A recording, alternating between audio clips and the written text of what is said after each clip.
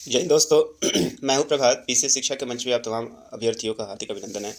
चर्चा के मुख्य बिंदु में आज सेट प्रैक्टिस नंबर 2। यहाँ हम लोग चर्चा करने वाले हैं प्रतियोगिता दर्पण अप्रैल संस्करण में हम लोगों ने जितने भी अभी तक चर्चा किया है कंटेंट के ऊपर, उससे रिलेटेड लगभग 100 क्वेश्चंस मैं लेकर आया हूँ।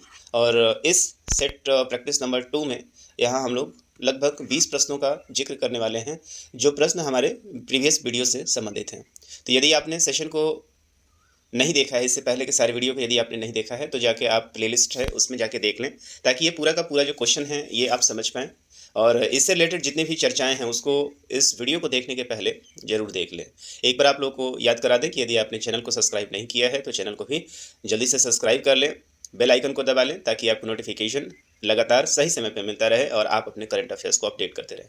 चलिए चलते हैं अपने सेशन में, चर्चा करते हैं अपने सेट प्रैक्टिस नंबर 2 की, जहाँ लगभग 20 प्रश्न हमारे लिए उपलब्ध हैं।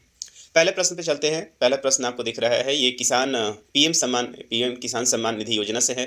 पूछा गया है, किसानों को राहत पहुंचाने के लिए 2019 में शुरू की गई पीएम किसान सम्मान निधि योजना के तहत रुपीज 2-2 हज़ार की कितनी किस्तें पात्र किसानों को प्रति वर्ष उपलब्ध कराई जाती है। तो आपको बता दें कि पात्र किसानों को पीएम जो किसान सम्मान निधि योजना है, पीएम किसान सम्मान जो निधि योजना है, इस सम्मान किसी योजना को वस्तुतः 2018 में प्रारंभ किया गया था। फरवरी 2018 का वो समय था जब इसकी घोषणा की गई थी। लेकिन जब इसको इम्प्लीमेंट किया गया तो इम्प्लीमेंट आप देखेंगे कि दिसंबर विथ इफेक्ट यदि हम लोग कहेंगे कि कब से हुआ है, तो 1 दिसंबर 2018 से इसे इम्प्लीमेंट किया गया। और पहला जो किस्त यदि आप देखेंगे तो फरवरी 2019 को इसका रिलीज किया गया। ये चर्चे में इसलिए है क्योंकि अभी हाल फिलहाल में प्रधानमंत्री जी ने एक घोषणा किया था, मतलब इसके चर्चा जब जब इसके किस्त को रिलीज किया जाता है तो प्रधानमंत्री के द्वारा घोषणा किया जाता है, और यही चीज़ जो है अभी प्रधानमंत्री के द्वारा की गई थी, इसलिए ये अभी पूरा का पूरा जो क्वेश्चन है चर्चे में है। तो इस बार अभी हाल फिलहाल में ही प्रधानमंत्री ने इसके 19 किस्त को घोषित किया था। इस बात को आप याद रखेंगे, 19 किस्त को घोषित किया था, इसलिए ये पूरा का पूरा जो क्वेश्चन है ये चर्चे में है। तो प्रश्न हमारे लिए हैं कि को प्रतिवर्ष उपलब्ध कराई जाती है कितनी है, तो एट द रेट ऑफ 2000 जो होता है वो एट द रेट ऑफ कितना होता है, 3 होता है। तो याद रखेंगे, साल में 6000 रुपये है और 2-2 हज़ार रुपये के 3 किस्तों किसानों को दी जाती हैं। अगला देखते हैं, पीएम किसान सम्मान निधि योजना के तहत 24 फरवरी 2025 तक कुल कितने किस्तें पात्र किसानों को प्राप्त हो चुकी हैं। तो मैंने पहले ही बोला कि ये 19वां किस्त जो है वो प्रधानमंत्री के द्वारा रिलीज किया गया है। तो यहाँ से 2 प्रश्न आप देख रहे हैं। अगला चलते हैं, फरवरी 2025 को चालू किया गया जोगी घोपा अंतर्देशीय जल टनल भारत के किस राष्ट्रीय जल मार्ग पर स्थित है। तो जब सेशन मैंने कवर किया था तो वहाँ मैंने आपको बताया था कि जो ब्रह्मपुत्र नदी है, इस ब्रह्मपुत्र नदी पे यहाँ पे भूटान के गलेफू शहर से यहाँ पे आके जोगी घोपा जो असम के पास है, वहाँ पे एक जो स्ट्रेच है वो यहाँ पे मिल रहा है, और इसको यहाँ पे अभी इनोग्रेट किया गया था। इस बात को आपको याद रखना होगा।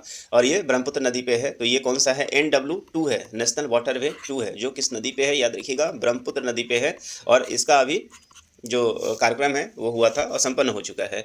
NW जो 1 है वो कंप्लीट रूप से गंगा नदी पे है, तो NW2 पे ये उपस्थित है, ये स्थित है। इस बात को आप याद रखेंगे। तो क्वेश्चन आपसे पूछा है कि किस पे है, तो NW2 पे है, नेशनल वाटरवे 2 कहेंगे इसको। टेक्सटाइल इंडस्ट्री की देश की सबसे विशाल प्रदर्शनी भारत टेक्स्ट 2025 का आयोजन किस शहर में फरवरी 2025 में किया गया था। तो टेक्सटाइल टैक्स आपको किससे संबंधित है, तो आपको भारत टैक्स जो है बेसिकली भारत के जो कपड़ों का जो बिजनेस है, जो कपड़ों का कारोबार है, उस कारोबार को पूरे विश्व स्तर पे रखने के लिए ये भारत टैक्स 2025 को नई दिल्ली में आयोजित किया गया था। इस बात को आप याद रखेंगे। भारत सरकार के प्रधान आर्थिक सलाहकार वर्तमान में कौन है। तो आर्थिक सलाहकार के बारे में हम लोगों ने चर्चा कर लिया था कि आर्थिक सलाहकार अभी कौन है, हमारे आनंद नागेश्वरन जो है वो आर्थिक सलाहकार हैं, जिनके कार्यकाल को अभी हाल फिलहाल में बढ़ाया गया है। इस बात को आप याद रखेंगे, इनके कार्यकाल में वृद्धि की गई है, नए जो हैं ये नहीं बने हैं। क्योंकि अभी हाल फिलहाल में आप देखेंगे कि कई सारे जो इंपॉर्टेंट पोर्टफोलियो हैं, उन इंपॉर्टेंट पोर्टफोलियो के कार्यकाल में क्या हुआ है, वृद्धि किया गया है। उनमें से अनंत नागेश्वरन भी एक हैं, ये भारत के अभी आर्थिक सलाहकार हैं। अगला क्वेश्चन है यहाँ पे, निम्नलिखित में से कौन वर्तमान में टाटा समूह के चेयरमैन हैं, जिन्हें भारत ब्रिटिश व्यापारिक संबंधों में उत्कृष्ट योगदान के लिए मानद नाइटहुड उपाधि से फरवरी 2025 में सम्मानित किया गया है। तो ये जो सम्मान है नाइटहुड की उपाधि है, आपको पता है कि यूके के राजघराना से दिया जाता है, मतलब महारानी के द्वारा दिया जाता है, और ये उनको दिया जाता है जो यूके के लिए विशिष्ट योगदान देते हैं। तो ऐसा नहीं है कि भारत में पहली बार मिला है, इसके पहले आपको याद आ रहा होगा कि नाइटहुड की जो उपाधि है, ये उपाधि पहले ही किसको दिया गया था, सबसे पहले भारत में आपको याद आ रहा होगा कि राष्ट्रकवि रविन्द्रनाथ टैगोर को सबसे पहले दिया गया था उनके गीतांजलि की रचना के लिए। उसके बाद भारत में कई लोगों को दिया गया था और इस बार जो ये नाइटहुड की उपाधि है ये दिया गया है टाटा के जो सीईओ हैं वो कौन है, एन चंद्रशेखरन हैं। एन चंद्रशेखरन को दिया गया है, इस बात को याद रखेंगे। अभी टाटा से संबंधित आपको इस बात का इफेक्ट याद आ रहा होगा कि इनके जो संस्थापक थे उनको रतन टाटा का भी हाल फिलहाल में क्या हो गया है, मृत्यु भी हो गया है, निधन हो गया है उनका। आगे चलते हैं। विश्व में इंटरनेट कनेक्टिविटी और एआई प्रौद्योगिकी के प्रणयन के लिए किस कंपनी ने 50,000 किलोमीटर लंबे अंडर सी केबल नेटवर्क का जाल बिछाने की घोषणा फरवरी 2025 में की है? मोस्ट ये इंपॉर्टेंट क्वेश्चन है, इसको आप डबल स्टार लगा लें। ये क्वेश्चन आपको आने वाले समय में निश्चित रूप से मिलेगा। अक्रॉस द वर्ल्ड जितने पूरी दुनिया में आप देखेंगे कि पूरी दुनिया में इंटरनेट की स्पीड को बढ़ाने के लिए या इंटरनेट से सभी को जोड़ने के लिए केवल सैटेलाइट का ही सहारा नहीं लिया जाता है। इसके लिए अंडर सी वाटर जो है वो केबल कनेक्ट किया जाता है ताकि किसी भी समय में सैटेलाइट के पास तो थोड़ा सा लिमिटेशन है कि वो वेदर में बाधित हो जाता है, लेकिन जो अंडर सी केबल्स हैं ये हमको लगातार निर्बाध रूप से इंटरनेट कनेक्टिविटी प्रोवाइड कराते रहते हैं पूरी दुनिया में। तो चूंकि दुनिया में एक जो विशेष कंपनी है जिसको हम लोग क्या कहते हैं, मेटा कहते हैं, और मेटा को आप लोग बताएंगे कमेंट बॉक्स में ये किसका नाम बदला गया है। तो मेटा जो है इसने घोषणा किया है कि अभी पूरे विश्व के अंदर हम लोग क्या करेंगे, केबल बिछाएंगे। और केबल भी कितना किलोमीटर, 50,000 किलोमीटर का ये केबल बिछाया जाएगा अंडर सी में। तो आप देखिए बहुत ही बड़ा प्रोजेक्ट है जिसको मेटा करने जा रही है। तो इस बात को याद रखेंगे, मेटा ने इसकी घोषणा की है। विमानन उद्योग से संबंधित वृहद प्रदर्शनी एरोसो इंडिया 2025 का आयोजन किस शहर में फरवरी 2025 में किया गया? तो आपको याद आ रहा होगा कि एयर शो इस बार कहाँ कराया गया था, बैंगलोर के यलहंका में कराया गया था। बैंगलोर के यलहंका में जो है वो कराया गया था, याद रखेंगे।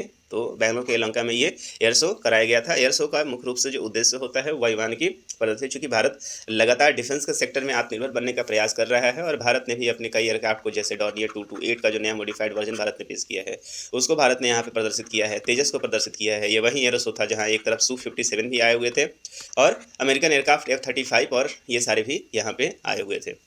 तो याद रखेंगे कहाँ पे हुआ है, बैंगलोर के यलहंका में हुआ है। भारत में कोई बैंक डूबने या दिवालिया होने की स्थिति में जमाकर्ताओं की कितने रुपए तक की राशि deposit insurance and credit guarantee corporation that is DICGC के माध्यम से प्राप्त हो सकती है? ये क्वेश्चन बहुत इंपॉर्टेंट है।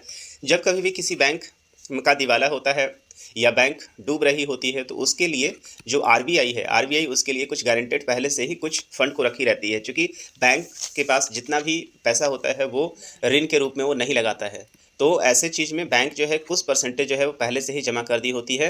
तो उस पैसे के हिसाब से आप देखेंगे कि मैक्सिमम जो सरकार गारंटी लेती है या RBI गारंटी लेती है वो 5 लाख रुपए तक का ही लेती है।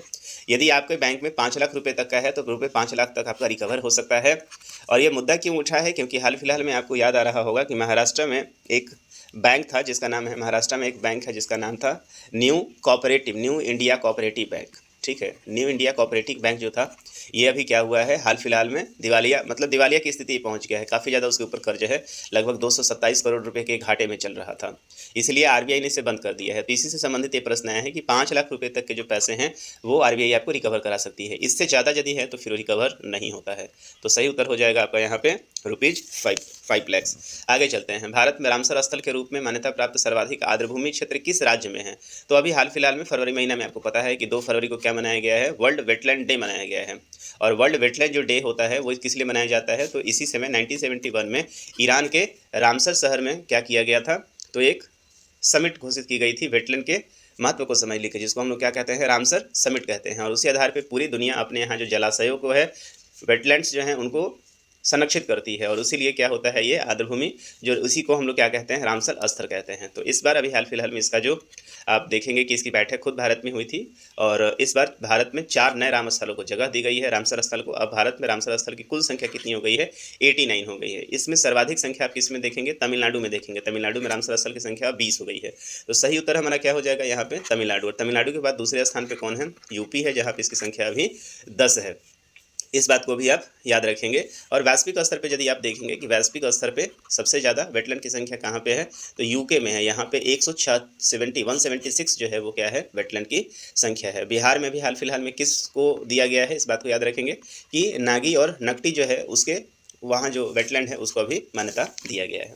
आगे चलते हैं। बैंकों के लिए रेपो दर में 0.25% बिंदु की कटौती आरबीआई ने फरवरी 2025 में की है। लगभग कितने समय के अंतराल के पश्चात रेपो दर में कोई कटौती रिजर्व बैंक के द्वारा की गई? बहुत बढ़िया प्रश्न है।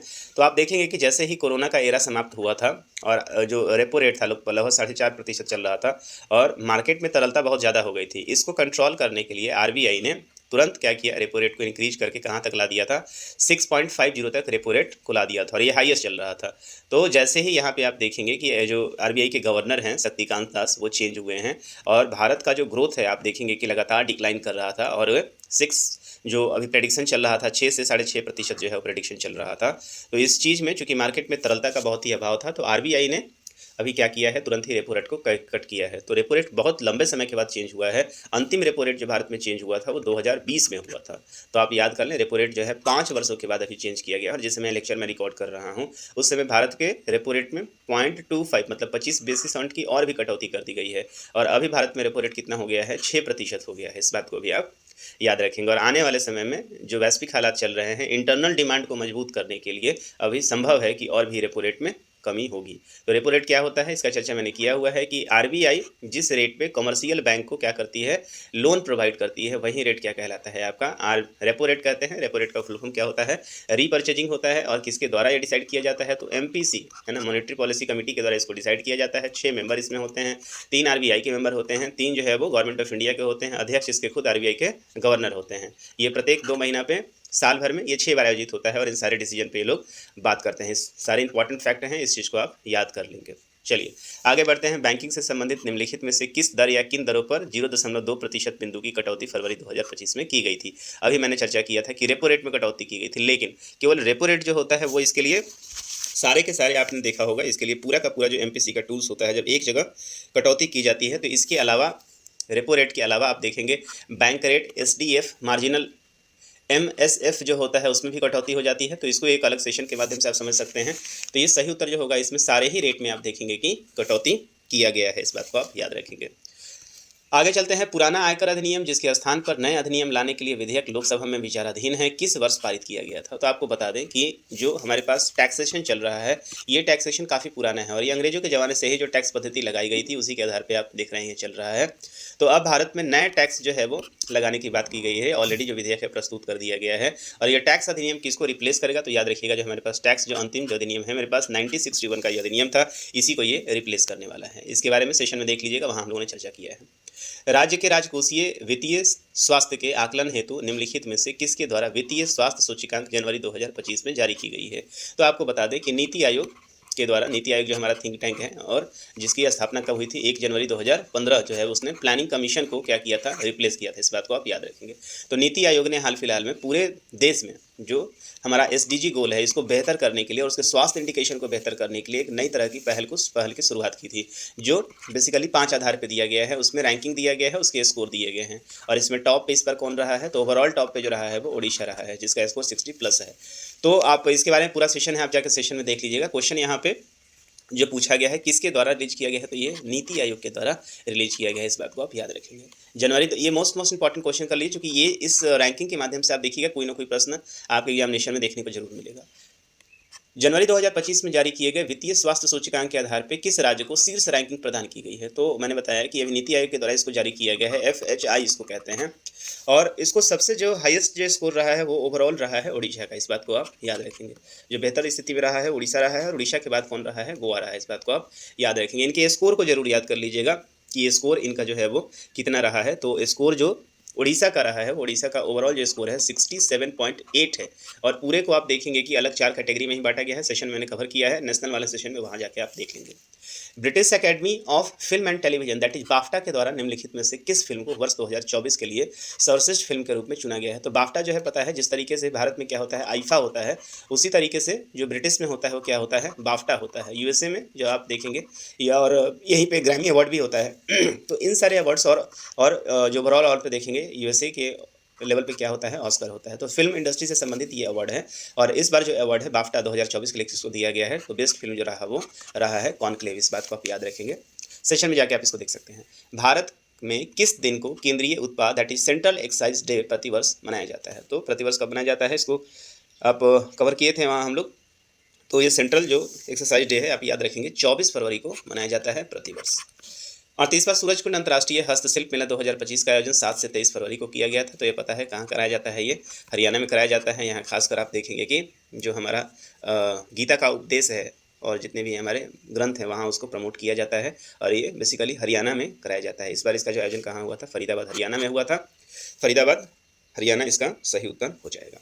राज्यों के राजकोषीय स्वास्थ्य के आकलन हेतु नीति आयोग के द्वारा जारी किए गए राजकोषीय वित्तीय स्वास्थ्य सूचकांक में कौन सा राज्य ऋण स्थिरता के संबंध में शीर्ष पर रहा। देखिए मैंने यहाँ पे जो ये क्वेश्चन है एफएचआई से है और ये लगातार इससे प्रश्न बन रहे हैं। तो यहाँ पे मैंने बताया था कि ओवरऑल श्रेणी जो है उसमें ओडिशा टॉप पे रहा है, लेकिन मैंने बताया था कि इसमें 5 जो आधार है जिसके आधार पर डिसाइड किया है उसमें से एक आधार जो है वो राज्य ऋण स्थिरता है। तो उस आधार पर जो टॉप पे है उस बात का आपको यहाँ पे जिक्र करना है कि वहाँ पे टॉप पे आपका कौन रहा है। तो यहाँ पे टॉप की हम लोग बात करेंगे तो सही उत्तर हो जाएगा यहाँ भी ऋण स्थिरता के संबंध में, तो ओवरऑल है यहाँ भी सही उत्तर आपका ओडिशा हो जाएगा। तीसरा, कृत्रिम बुद्धिमत्ता कार्य शिखर सम्मेलन एआई एक्शन समिट किस शहर में फरवरी 2025 में आयोजित किया गया है।